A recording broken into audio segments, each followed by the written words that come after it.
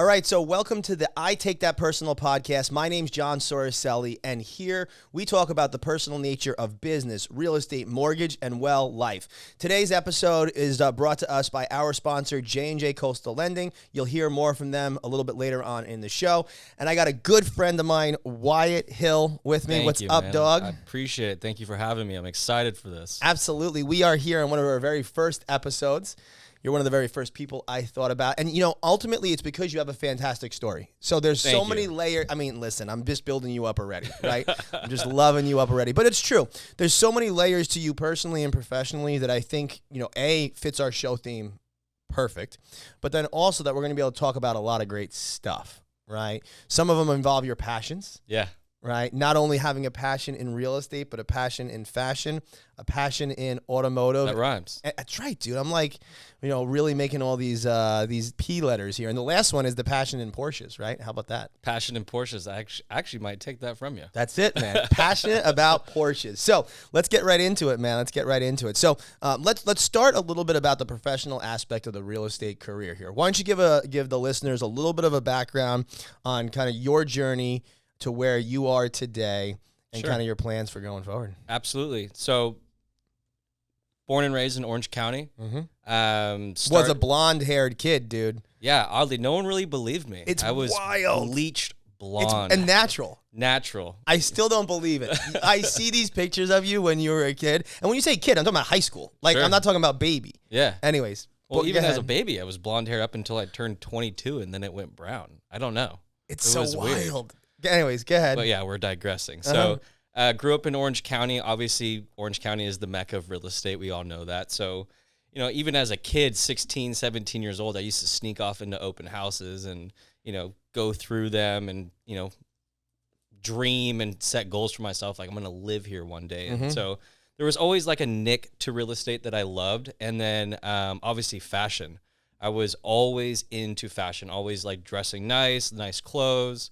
And so I sort of dabbled into that when I was 20. Started working for a few companies. Worked for a company called Friar Tucks, actually, which is like a family-based company. Love that family-based atmosphere just because you felt like you were listened to. And then moved over to Nordstrom, worked for them for a little bit. And, yeah, just always had the passion for fashion. And then... is that another tagline you've had, or you just came up with that right now? I think we should hashtag that one. Hashtag passion for fashion. Passion for Porsche. And I always had this thing that like I wanted to get into real estate. I didn't know how to. So oddly, I had one of my clients walk in, fellow agent in the area. Shout out Jacob Lawler. He's the one that actually got me into real estate. Nice. He showed up. I styled him out for his wedding, and we just stayed in contact. And eventually, a few years go by. I go into one of these like classes that like if you wanted to get into real estate, this is the class you would take to see if it's the right fit for you.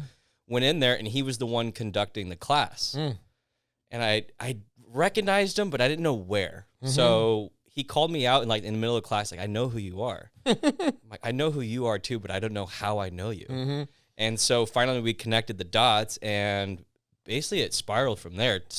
Jumped into my real estate classes, did that. And, yeah, it actually took me, I didn't pass the test until the third time. Passing the test isn't easy. No, it was not. It's a bunch of stuff that you don't ever use. No, I'm a horrible test taker. And so the first time I took it, I think you needed a 70 to pass. Something like that, I think it was. I got a 68%. And talk about taking it personal. The walk of shame back to the car was just... Because they tell you immediately on the screen it's like 68. Oh, yeah, and they give you a breakdown of what subjects you did really well in and what subjects you did really poorly on. So sorry about that. So after that had happened, I went on my phone and I rescheduled myself for a week later. I'm like, no, I got this. Like, there's no way I'm going to accept that 68%. Next week comes by, I go to the testing center. I take the test, same exact percentage. They give me a breakdown of everything. The subjects I did really well on the first time, I did really poorly on the second time, vice versa. At that point, I took it extremely personal. I was so down in the dumps. I basically called my parents and said, you know what? I'm just going to take a break from this. Like, the whole test taking thing was brutal. And at that time, the fashion stuff, like the personal styling work and company that I was working for, I was enjoying it at the end of the day. I was, life kind of got in the way, and I kind of took some years off of it. And eventually, I just remember sitting at my job, and I said, there was always that weight on the back of my shoulder, like, dang, I feel like I needed to pass that test. That was such a bridge for me that I had to pass it. And I needed to get over that speed bump because I wouldn't be able to sleep at night. I always thought about it. So went online, checked to see if all my credentials were still up to date, all legitimate. They were. Signed up, and I took 2 crash courses back to back, literally a couple weeks before the test. One of those like all-day Saturday courses? Oh my gosh, Saturday and Sunday, 8 hours a day. And the funny thing was, the second crash course, it was the same exact instructor, and he told the same exact stories. So I actually thanked that guy because when I was taking my test, he had this specific tone to his voice. It was kind of like Kermit the Froggy in a way. Like, so the way he told his stories, it resonated with me. And so when I'm taking the test, I'm reading some of the questions, and I hear his voice and I hear the answer. So, having that, thank you. I forget his name, but the Kermit the Frog voice definitely, I think, made me pass that test. And then they give you the results back, and you have to take that long 3-story elevator ride down. You can't open until you get to the bottom floor. Of course, did I listen? No. Opened the results, and I passed it. And the thing that bugged me the most was they don't tell you how well you did.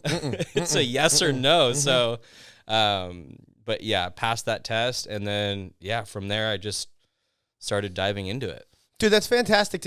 I didn't know your story about that aspect of the test taking and the kind of the time off and stuff like that. I feel like we've worked together since the very early part of your professional real estate career. I think when I was managing a Friar Tuck's in Huntington, we actually met at that local coffee shop, and we discussed about goals and what did I want to do, and so on and so forth. So yeah, you've been with me since the beginning. Yeah, man. That's crazy. It is.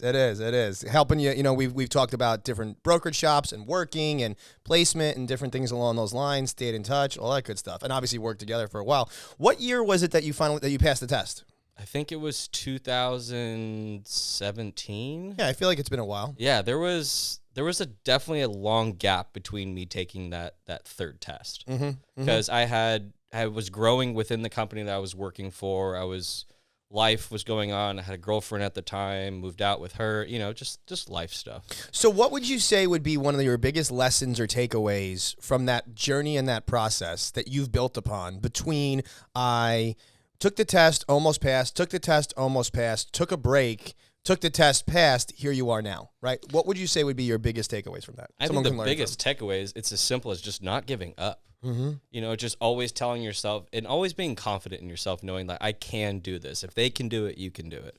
And so for me, it was just the not give up factor. And oddly, I wanted to make my parents proud. I wanted to show my parents that, yes, I can do this. And I always had that in the back of my head. Like, I was 20, 21 when I paid for all the classes. I think my dad helped me with a little bit of them. And I just didn't want to let him down, and he would always bug me about it. It's like, when are you going to take that test again? When are you going to take that test again? So I wanted to make him proud.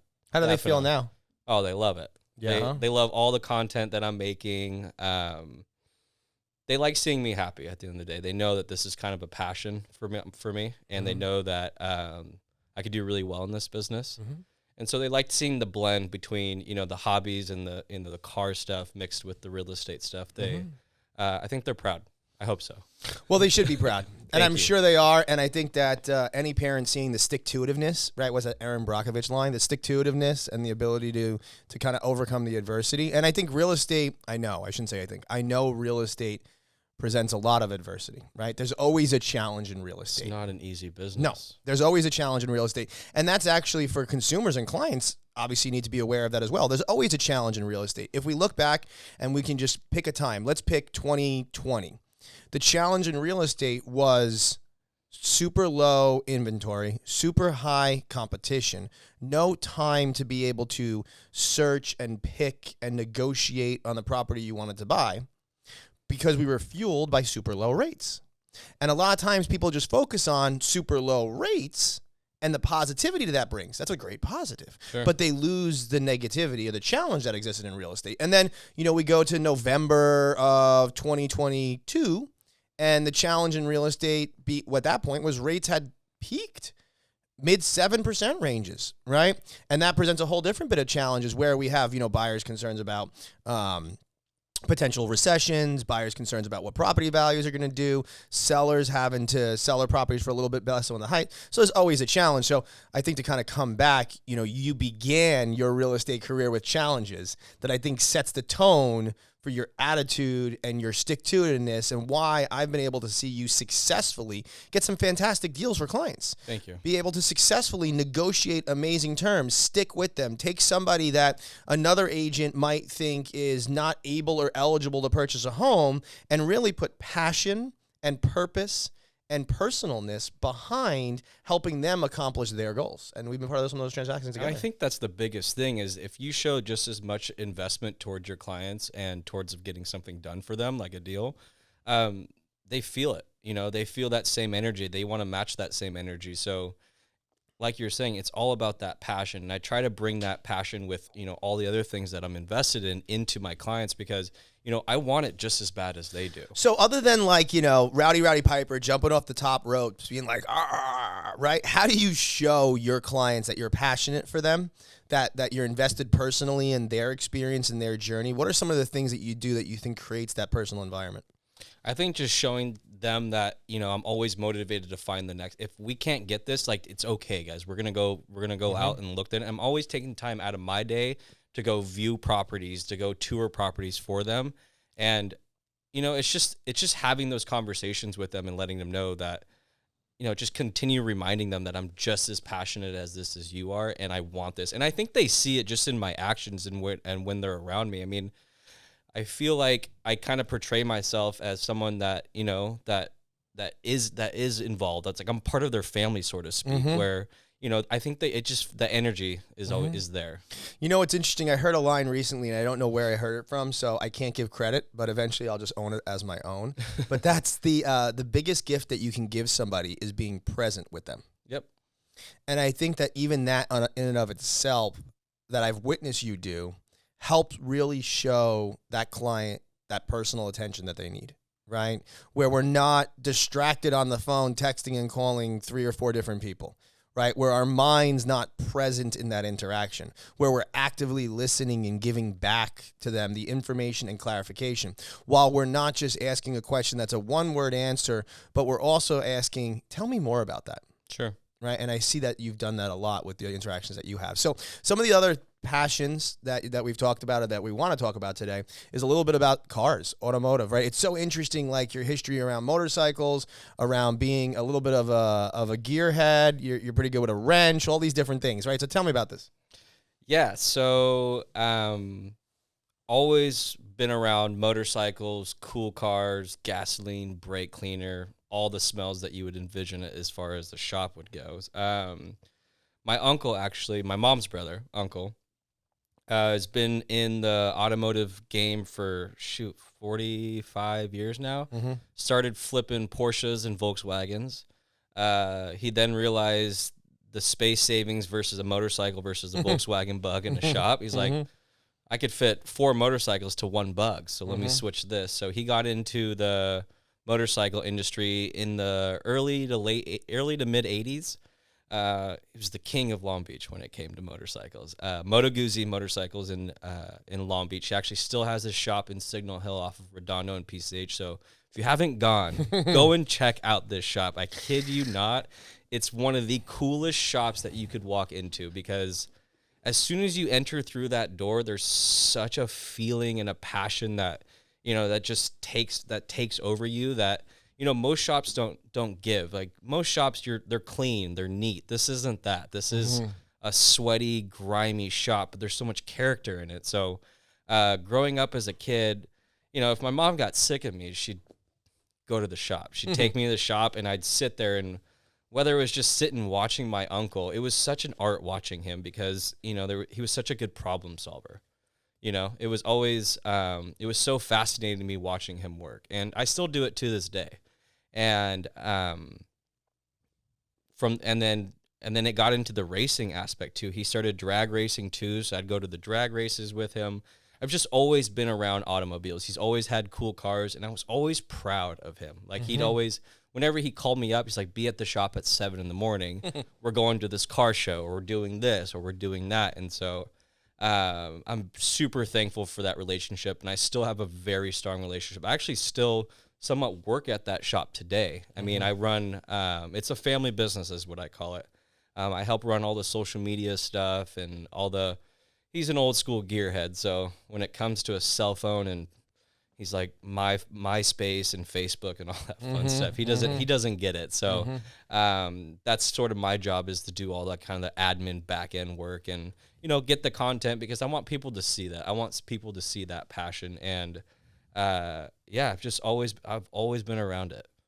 So I don't want to say it, but why don't you share with us, share with me, tell the story about, you know, kind of the Seal Beach event that ties so perfectly to your passion around automotive. Yeah, so it happened during COVID. I love it. I mean, I'm cutting you off already. I love it. I was with you. I didn't do it, but just talking to you about it from like day one. Tell me all about it. Come on. Yeah, so during COVID, obviously everything got shut down. Car shows, anything car related got shut down. No one was doing it. And one day I just reached out on the local, in my parents' neighborhood out in West Garden Grove. They it's a tight-knit community, so they have their local their own Facebook page. And I wanted to do something car. I don't know what it was. I just wanted to do something. Take action. Yeah. That's it. So I said, you know what? Screw it. So I went on Facebook. Could I curse on here? You just did. Fuck it. Fuck it. That's right. Listen, I take that shit personal, bro. You know, that's it. That's how we do it. This isn't a PG-13 okay, cool. podcast. So I'm sitting on my thumbs, basically, like, what do I do? So I said, fuck it. And I went on Facebook and I reached out to the group and I said, hey, would anyone be interested in maybe doing like a car cruise? Because we can't. So when is this? This is February. This is March, April, May. It was March. It was when the world shut down. World shut down. I mean, the March 405 2020 was empty. March 2020. Yeah. Wyatt Hill hits the Facebook page. And says, "Yo, anyone interested in doing a car cruise?" Yeah. And then what? It blew up. Blew up. It went like West Garden Grove viral. Yeah. The whole world just like was so involved in it. And so I mean, I feel like that post made it to like the newspaper or something like that. It made traction. Yeah. I mean, it was crazy. Yeah. So there's like two legs of the story. So within a week, no, this was actually early April. Take that back. This was actually early April. Within a week, I looked at my girlfriend at the time. I called my parents. I'm like, yo, guys, we actually have to do something here. Yeah, I mean, there were like thousands of people that were like responding and into this. Yeah, there was so much. So I called my dad. I just asked all my friends around, and I said, I need to figure this out. I need to go through the neighborhood and kind of plan a route, like a driving route, and I really have to make this a thing. Within 4 or 5 days, I'm sitting there in my Subaru WRX every single day. All right, well, hold on one second. Pause here for a second.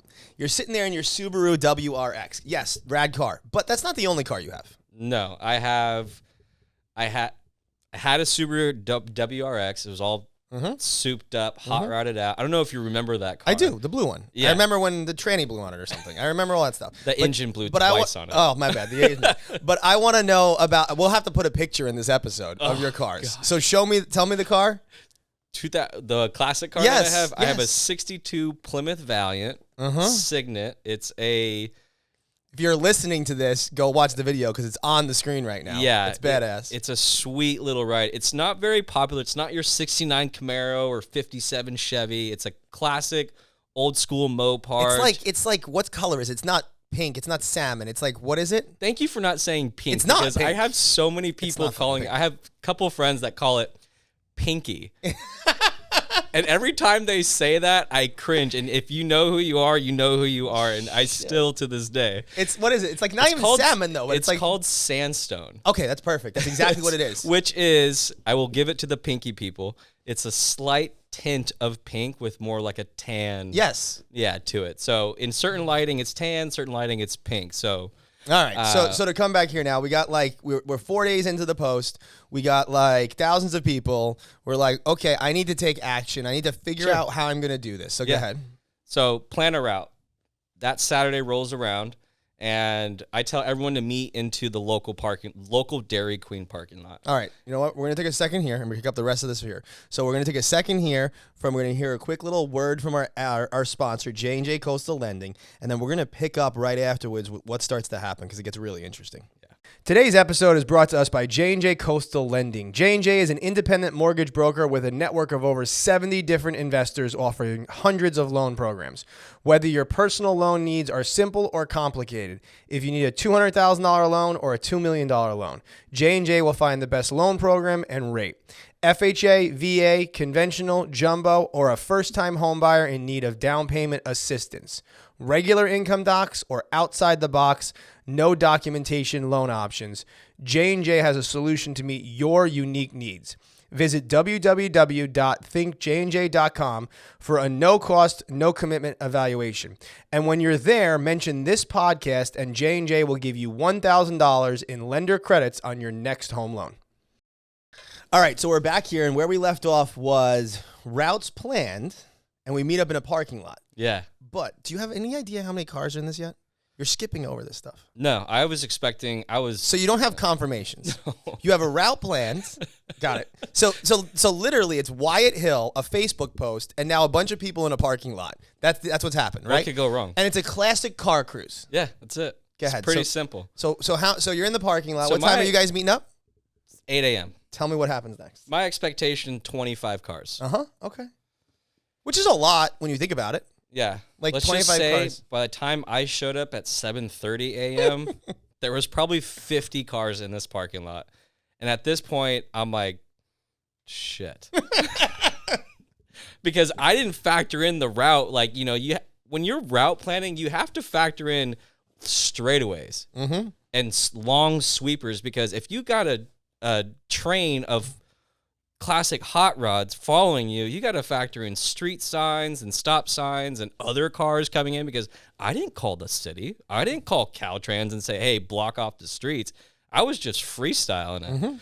And so here I am, 7:45 rolls up, another 25 cars. We didn't leave that parking lot until 8:30 a.m. I kid you not, we probably had well over 150 cars rolling out of that Dairy Queen parking lot. And I'm not just talking your run-of-the-mill hot rods. We had the Orange Coast chapter of Shelby Mustangs coming in. We had Shelby Cobras. I mean, we're talking 7-figure cars coming out, rolling with me. I'm just some kid from freaking goosebumps. I'm just some kid from West Garden Grove planning car cruises within 4 days, and my dad's directing traffic in a construction vest. I'm literally getting goosebumps. It's so magical. So tell me about the route. So the route was as expected. It got fucked up like halfway through it, and I have a microphone or a walkie-talkie, and I'm talking to my dad. And the cool thing is West Garden Grove is sectioned pretty nicely, so me and my dad had our little code words, like we're in zone 5, rush over there. And so for the most part, it was a huge success. I mean, the best part about this car cruise, when you entered in a neighborhood, you had people in their driveways with easy ups, with their Blackstone grills barbecuing or making breakfast burritos, people with signs holding out, thank you West Garden Grove, or thank you Wyatt for the car cruise. We had photographers out there. I mean, it was so rad seeing that. And then people that don't have Facebook or don't have any sort of social media that had hot rods, you know what they did? They jumped in their cars and got into the back of the line.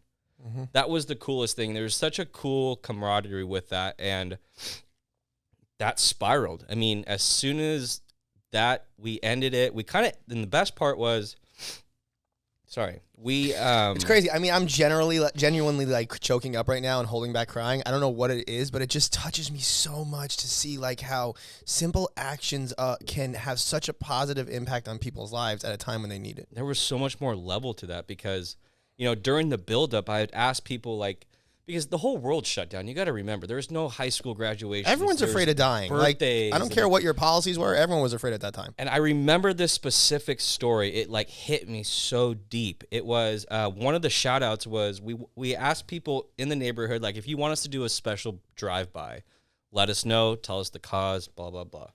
we had one kid. His name was Duncan. He was a little bit more of a special needs kid, and he had asked us to do a drive-by. His favorite car was a Corvette at that time. I had told him that we would be driving past his house at a specific time. Again, this is my first car cruise. Things happen. Things go wrong. We messed up. We drove past the house too early, and Duncan wasn't sitting outside. Shit. So the car cruise concludes. We all meet back up at the same parking lot. 150, 200 classic cars ranging from God knows how much. The city loved it because it was like kind of a scene from back in time. It's like driving the streets, like, wow, I feel like I'm in the 60s. You know, it's like all these cool classic cars. We're sitting in this parking lot, and I get a phone call like, hey, the mom of Duncan just said you guys didn't drive by. He's really upset. Luckily, there was a 67 Corvette in the parking lot, a C10 pickup, my car, and a few other hot rods. I said, let's do it. Like, we have to go see that kid. Like, I'm not leaving this city until I go see him. Next thing you know, 5-6 cars roll up in front of his house, and this kid's eyes just light up. And we each of us gave him a ride in our hot rod. And to this day, that was probably the coolest moment, and probably it hit me the most seeing that kid's eyes light up, because I know that feeling. I know exactly where he's coming from as far as when you're a kid, 5, 6, 7 years old, and you see like your dream car, your poster car. The ones that you have in the ones that you Hot see are Wheels. so unattainable. The only thing you have is a Hot Wheel of it. And you get to sit, feel, smell, and drive in it. Oh, it's visceral. That feeling is so undescribable. So being able to share that and give that to him was such a huge meaning. It was such a huge, part of that car cruise that, it like did something to me. It made me want more. And fast forward, I get a call 2 months later. Like, who the heck is this number? And at this time, but I'm on real estate, so I answer every damn call. Yeah, I get. exactly. I mean, 6:30 in the morning. Who the hell's calling me on a Sunday? Yeah, this is Wyatt. How can I help you? Exactly. Buy it from Wyatt. How can I help you? Exactly. And it's the city of Seal Beach. It's like, hey, I got your number from somewhere. Are you the guy that planned a car cruise in like 4 days and had over 150 cars roll out with you? I'm like, oh, I'm thinking it's the fucking cops or something, like someone like depends on who's asking. Yeah, I'm like, yeah, maybe. I mean, I know the guy. It's like, oh, my name's Tim Way with the city. City of Seal Beach. We heard about it.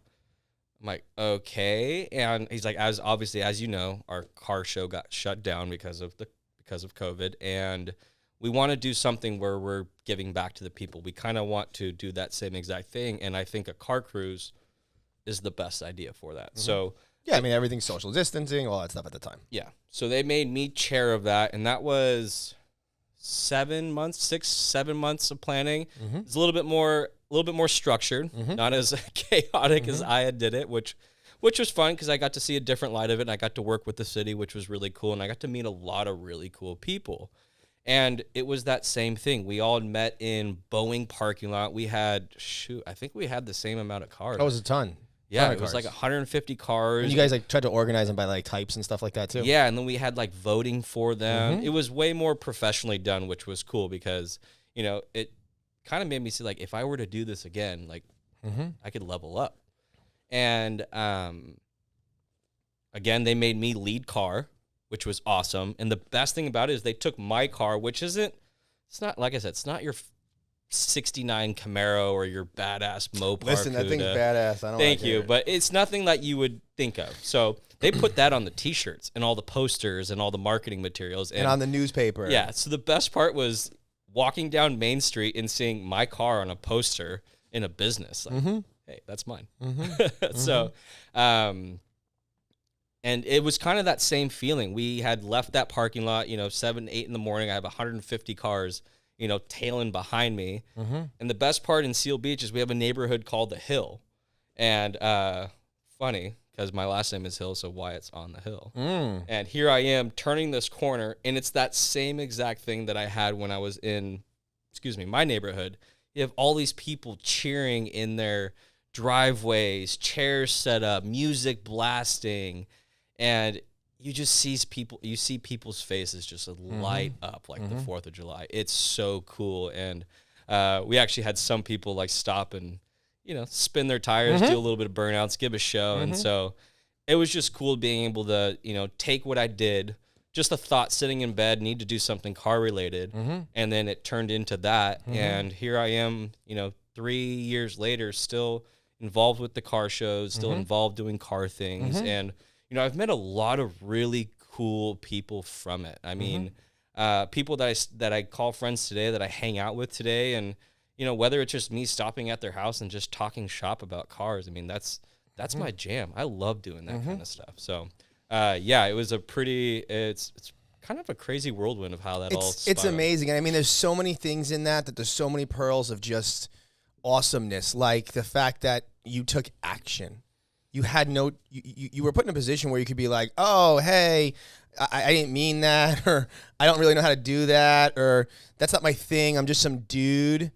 Right. And you could have bailed, or you could have pawned it off to somebody else. But instead, you're like, fuck it, let's figure this shit out. Let's do it. And then just the pure, genuine notion of giving back and sharing, and not trying to monetize it, right? Not trying to,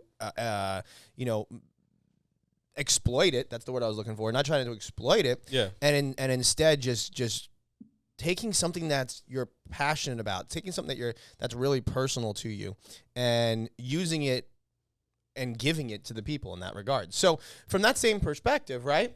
That's not a business for you. That's just fun, right? And how have you over the years then thought about taking these passions, taking that passion and incorporating it into your real estate career?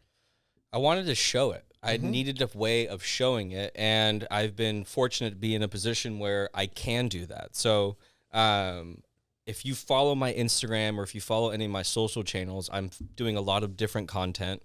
I have a new series called What's Up with Wyatt, and then I have another one. You are like the friggin' king of all these little cliches. Wyatt from Wyatt. What's up with Wyatt? Wyatt's on the hill. Don't thank me. Thank my parents. Thank my parents with the Wyatt with name? the name. They got to the end of the baby book and like, W's, fuck it. Wyatt it is. My brother's name is Zach, so I mean. Oh, they really were like, stumped. That's it, man. They're done. So, they I have a series on Instagram called What's Up with Wyatt, and then I have another series called Cars in the Wild. Wild spelled W-Y-L-D. Thank you, Mom and Dad, for the name Wyatt. Hated it growing up, but it's worked out. King. Thank you. And basically, what I do is kind of just paint that picture and kind of share an owner's story. Like my most recent one was I met a gentleman who actually lives down the street from me. He's a 91-year-old Porsche owner. He is the original owner of his car. 1965 Porsche 356 SC. It's champagne yellow. And I wanted to share that story. And so what we did was hired my content company, and we went out there and we interviewed this gentleman. His name was Carl. Shout out to Carl. Awesome human being. If you're ever in Seal Beach and you see a yellow Porsche 356, that's Carl. Say what's up to Carl. And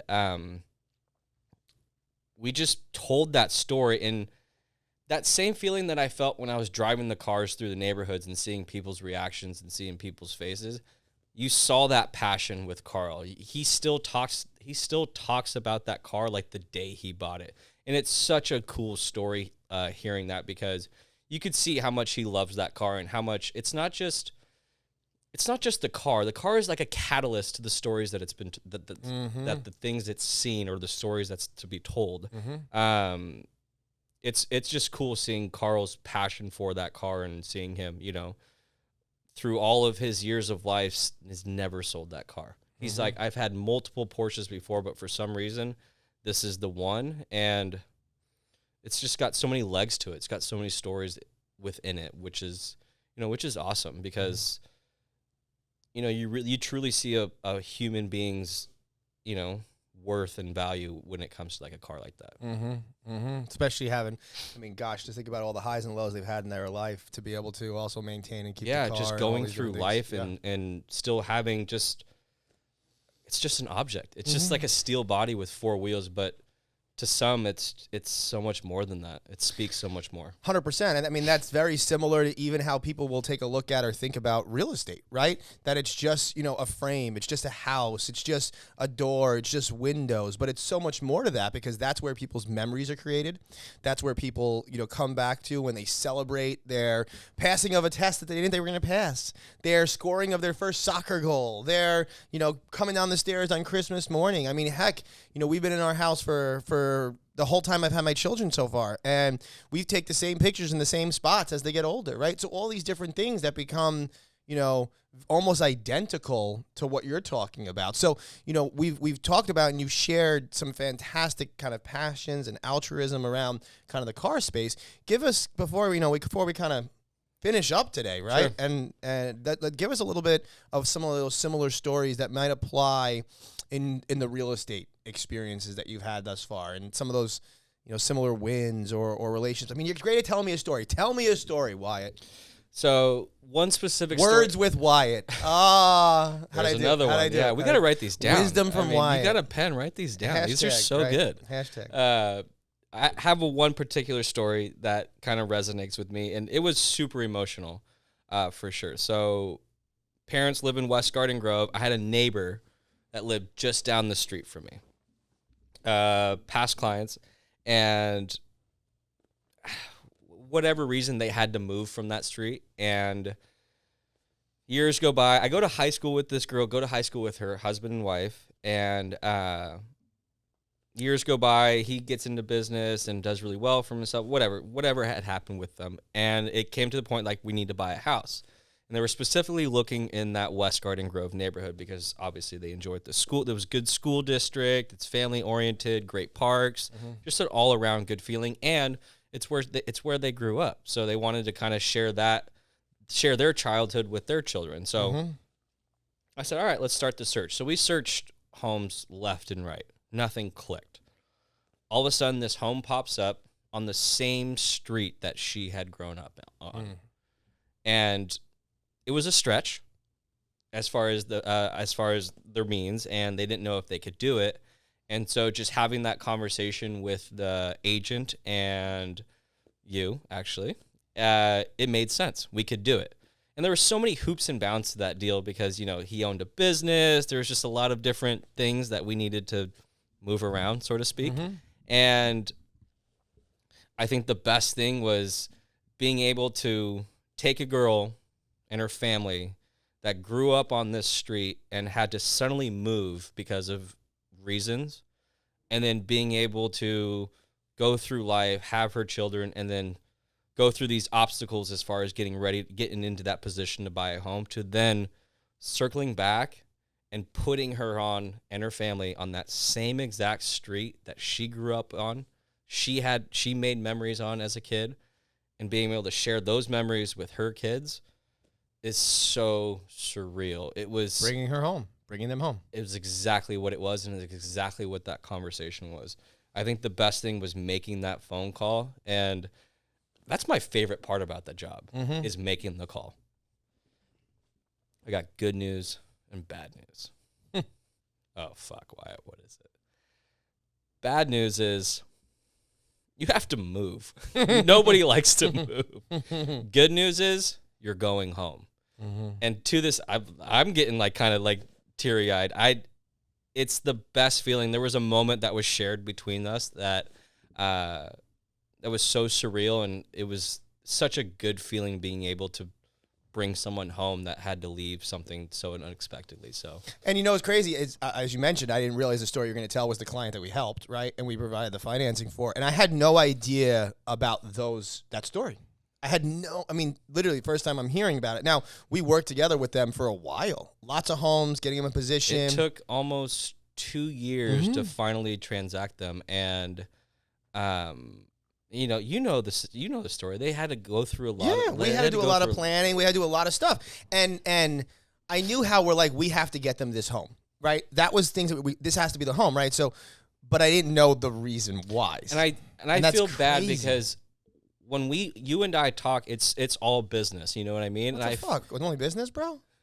I think both of us, we kind of get lost in it, and I think I need to do a better job of maybe including that sort of stuff. Like we have, sharing that story more. And I think that's probably one of the things I'm going to try my very best to work on this year is really, I want to paint more of a picture. Yeah, and you know what? As you're saying that, like, I would love to have known that post to be able to share it because, listen, it hangs on the wall in my office that our mission, how this podcast was birthed about I Take That Personal, is because from Hello, we create a personal home loan experience so unique, their joy and excitement is uncontainable.